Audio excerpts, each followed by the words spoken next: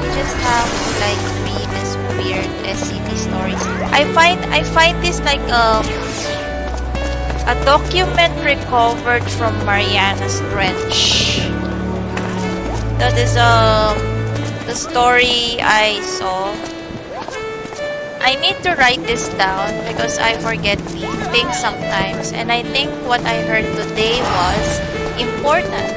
Not to me, the time for me or almost anyone else alive on Earth today to make a difference has passed, but someone somewhere might be able to make something of this, or at least find it helpful or something once I'm done. I'm going to seal it up in a pipe, put it in a wax, and chuck it into the ravine. Maybe someday someone will read this and try to put things together if they're allowed to. I'd love to start at the beginning, but I'm honestly not sure when the world started to end.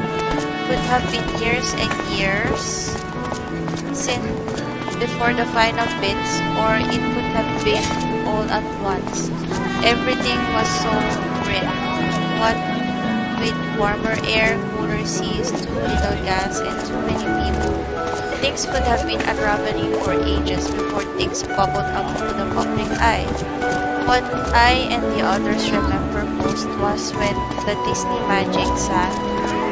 It was then I think that most people started to think that things might be worse than they seem. Okay, the Disney magic was a big cruise ship, one of those liner jobs that tours around islands and stuff. One day, the news was all screaming about how it suddenly just went down. And when it was trying to put it report, the weird thing about it was how there was no video of it for a long time. Some still pictures of it floating by, but none of it actually going down. Then somehow a tape showed up and news started playing it. I have to imagine they didn't review it at first. The ship was puffing along strong and fast, little boats bobbing around it, looking like every vacation traveler's dream. When suddenly it stopped, stopped, just like dead halt, like it had just slumped into a mountain. You could see people go lurching forward all over the deck, a bunch of junk all over the sides, a real mess. It's all still for a few seconds, then suddenly, there's this foaming behind the ship. Most people assume it was the engine trying to fire up again. Then the arm came up. I'm not sure if it actually was an arm, but if it was some kind of limb. And it must have been 100 feet long at least.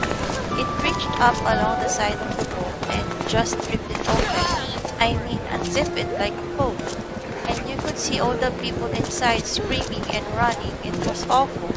Then you saw something lurch up, a big spiny shape pushing against the gap, shoving in. Then there was an explosion on its back. And the camera whipped up to show a couple of jets whizzing by, then it ended. I remember just sitting there, stunned, looking at the TV, barely noticing the president coming on to declare a state of emergency. I think it was 2 or 3 days later when the TV went under full government control, but it may have been a week, I'm not sure. Internet got blanked later, but soon all you could hear or see was remain calm, everything is under control. The oddest thing was that life really didn't change much for a while. Bills still came, still had to work, go to school, all that. Just a lot more scared faces and a lot more weird talk. Pretty soon we were getting told that whole towns were being evacuated, that there was a plague, or a riot, or a terrorist bomb, or some other nightmare. My brother down south said that they've got moved because of a huge wildfire. The weird thing was, he said that the fire moved oddly, seemed to shoot right for gas or brush, and didn't travel even that after a while he swore he saw what looked like a wait, what? 20 feet 20-foot tall man of fire walking and eating everything. The call got dropped right after he said that. I haven't talked to him ever since. So things got worse little by little. People kept being rude and there was no real way to communicate with each other anymore. That was really reliable. It was hard to say just how bad things were. Still, word of mouth was still going strong and it was really crazy shit. Really stuff about zombies in the north, killing frenzies in the east, a place near the ocean where the ground was alive and eating people. A cult screaming about the second coming and killing people to buy of God. I started pulling more and more away from people just to get some ignorant peace of mind. Looking back, that probably saved my life. Finally, one day, I woke up and there was blood on my window. It was outside, and I could hear some insane shit going down outside. Screaming, clanking, gunshots, and a smell like burning wires. I hid. I'm not ashamed to admit it. I left my fellow man to rot and hid inside for almost a week. Full week. Long after the noise stopped. After the 5th day, the electricity and gas gave out along with the running water. When I finally got hard up for supplies, I poked my nose out and saw that the whole west side of the world was gone. Now I don't know for sure if it is actually gone, but there is a cliff that starts 30 feet to the west of my house and I cannot see the bottom of it.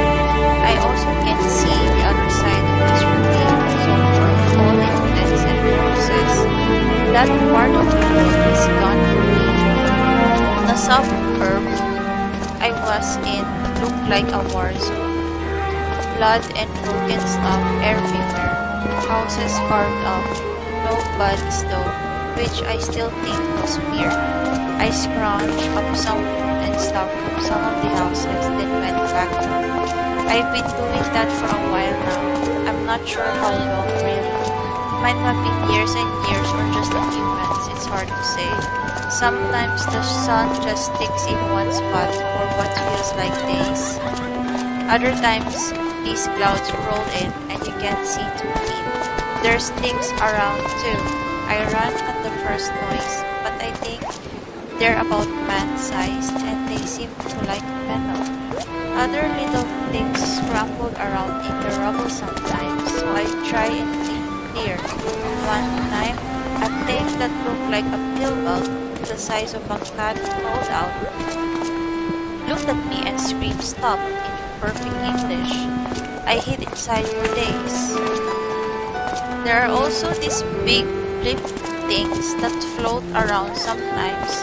They have little bulb legs on their undersides and they look kinda like maggots, but with eyes all over.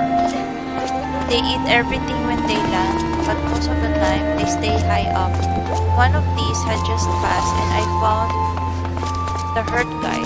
He was all ripped up and looked like one of those SWAT team guys you see on TV sometimes. But his combat suit thing was all ripped to hell.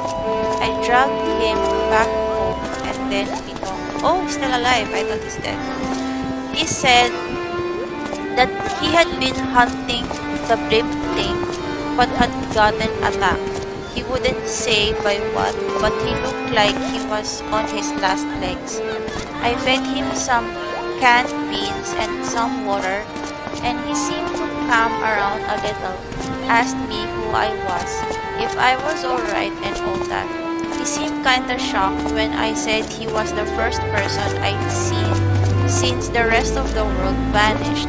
He told me it wasn't gone, just relocated, but wouldn't say what that meant. I helped him heal up and kept asking who he was, but wouldn't say I don't know why he can't say it. Finally, he said screw it, that his orders were probably no good anymore anyway, and told me. He said he worked for a foundation or something, and that they were like a combination jail and research center. He said that he was one of the agents who went around trying to find strange stuff and keep it from hurting people. I said he was doing a hell of a job so far, and he laughed pretty hard. He said something had happened and that a bunch of these things had gotten loose at the same time and caused this foundation place to lose control. He said it became a GH-0 dead greenhouse scenario. I asked him what that meant, and he looked at me for a while before going on. He said that's what they call a situation where everybody on Earth dies, but the Earth itself is still okay and can still support life. I asked what did that matter if everybody's dead, and he smiled strangely. I asked him if anyone else on Earth was still alive, and he said yes, but carefully spread out and contained. After that, I just sort of sat and digested things for a bit, and the man started stretching and checking his guts. He was starting to pull his boots on when I asked what happens now. He said that they have to reboot things, said that they have the technology to recreate almost anything and that making people is actually pretty easy, said that they would clean out and contain things, rebuild the broken cities and repopulate them. It would take a long time, but he said they would eventually get things back to the way they were before. Even said they could recreate memories and stuff. I just sat kinda stunned and watched him as he kept going along. Getting dressed like this was all a big deal. I told him he was nuts, that there was no way people could just forget, that this could all be just swept away. He stopped, looked at me, smiled, and said, why not? It's been done before. I don't know if that man was crazy or not, but I think he was sane. As he was leaving, he said something about putting my house underwater. Please don't let them brush me away. Don't let them hide us. Try and find more. I know there's got to be more people who try to leave something behind. Don't let the world die in vain. Remember us. This is so weird. Are the SP stories is weird? This like weird? Technically weird. This is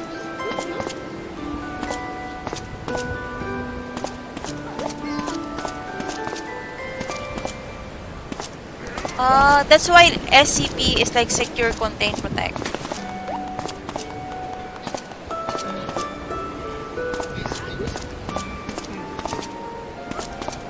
Because this SCP Stories is a document recovered from the Marianas Trench, and all of us know that Marianas Trench is one of the deepest trench in the world. Like the deepest, technically the deepest trench.